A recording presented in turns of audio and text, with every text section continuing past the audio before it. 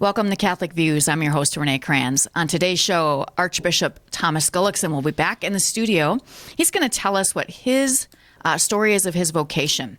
We're going to find out how a small town South Dakota boy, I think he was small town, I can't remember if he was Sioux Falls, it's been a while. Sioux Falls. How he ended up as an apostolic nuncio for the Catholic Church, traveling around Europe and doing all kinds of cool things. So, and I have to warn you that he was very talkative. It was a great interview, so much so I had to cut him off. I had to cut off an archbishop at the end. Wow. I know, it's terrible.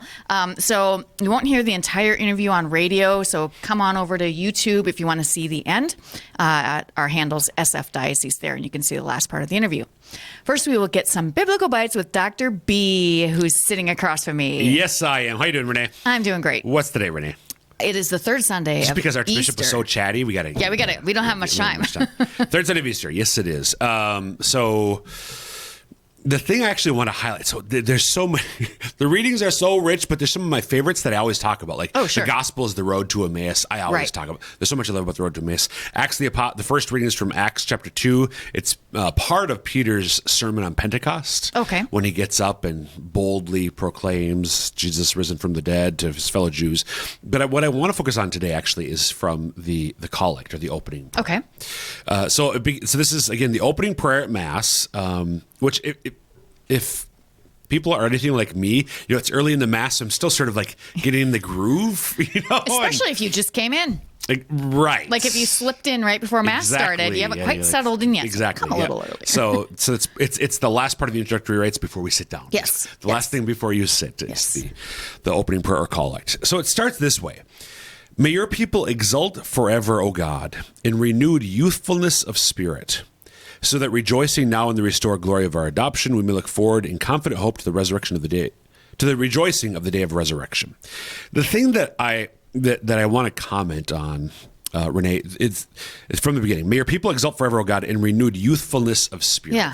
So I just love that, the image of youthfulness of spirit. There's this saying, our faith is ever ancient, ever new. Mm-hmm. And there's this saying about the church that she is old in the best sense, wise, but also youthful. Mm-hmm.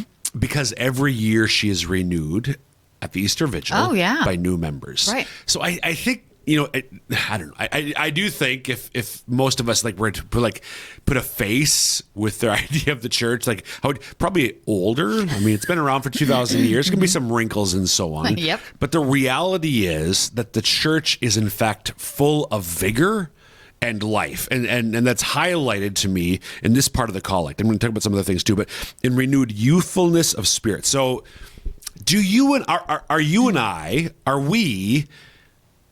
do we have a renewed youthfulness of spirit? Mm-hmm. Are we, especially during the Easter season, but year round, do we have that joie de vivre, as the French say? What does joie de vivre mean, Elise?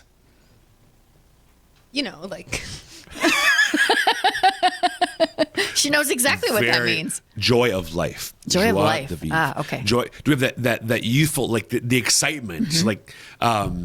G.K. Chesterton, who's a British convert back in the early 20th century. This was him. I mean, he was always excited about everything. One of Chesterton's favorite things, which ties in with all of this, he talked about how, we get bored by routine and repetition. So the sun comes up every day, right? Goes down every day. Comes up in the morning, goes down at night.